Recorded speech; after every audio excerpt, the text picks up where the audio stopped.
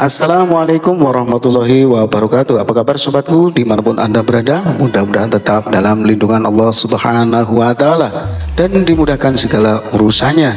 Amin ya rabbal alamin. Seorang saudagar kaya telah bertahun-tahun berumah tangga, namun tak kunjung punya momongan. Allah belum mentakdirkan dirinya punya anak.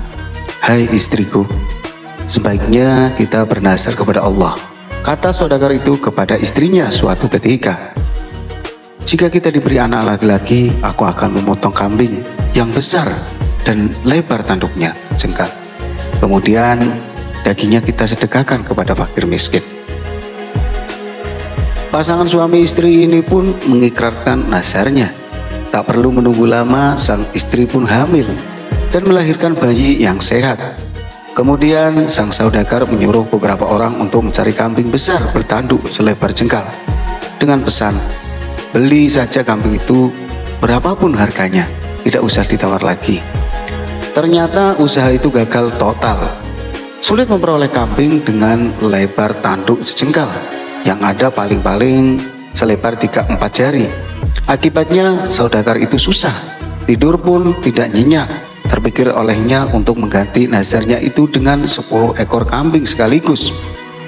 Yang penting kan kambing, bukan binatang lain.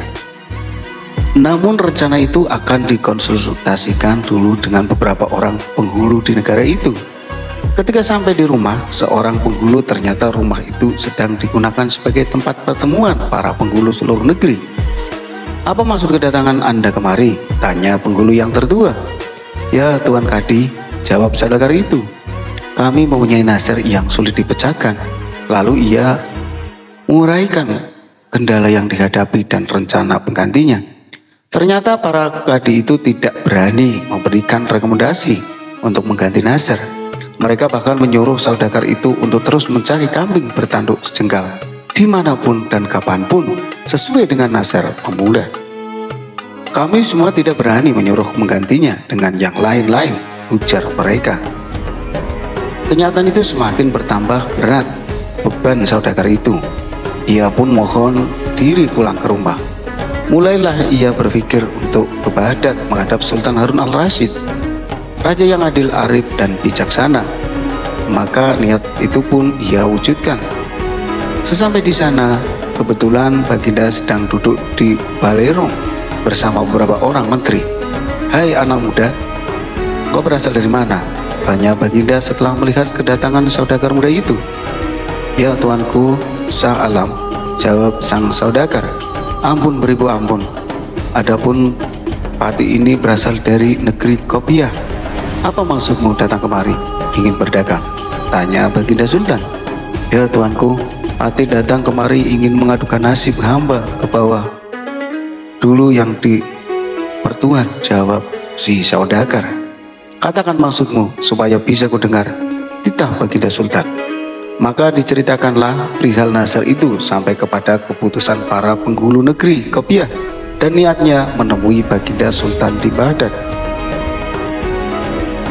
Selanjutnya hamba mohon petuah dan nasihat Baginda agar hamba dapat melepas nazar hamba itu dengan sempurna, tutur saudagar itu dengan nada mengiba.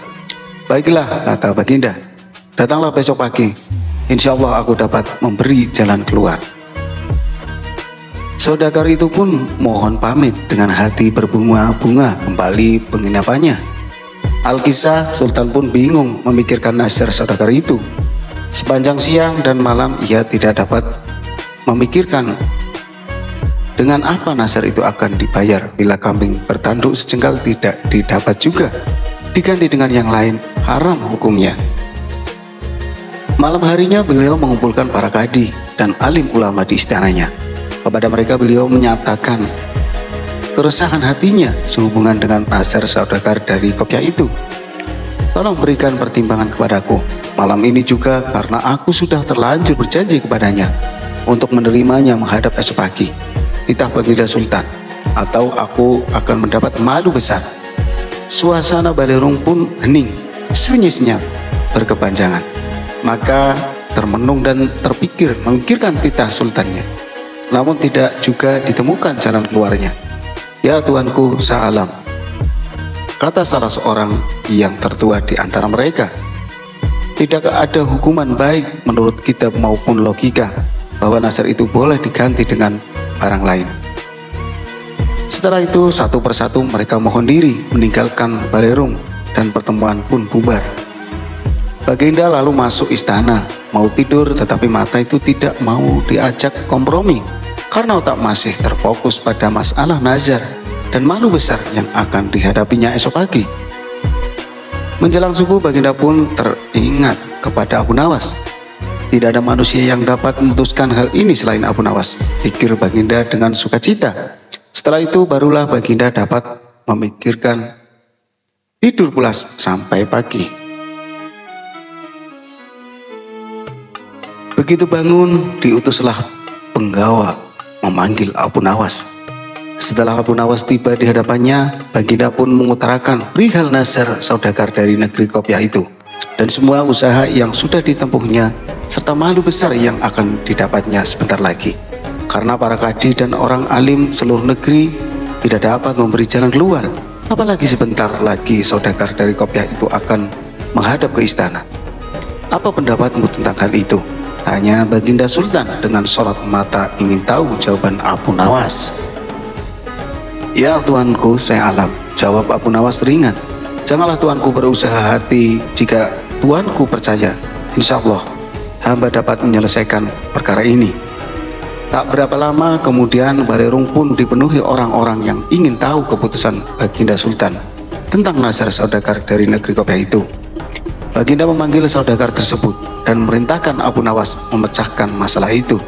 "Hai saudagar, bawalah kemari anakmu dan seekor kambing yang besar badannya," kata Abu Nawas.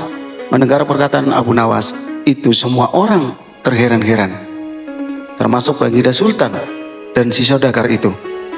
Apa maksud Abu Nawas kali ini? Pikir mereka. Si saudagar itu menyatakan kesediaannya membawa bayi dan seekor kambing paling besar serta mohon pamit pulang ke negeri Kopiah.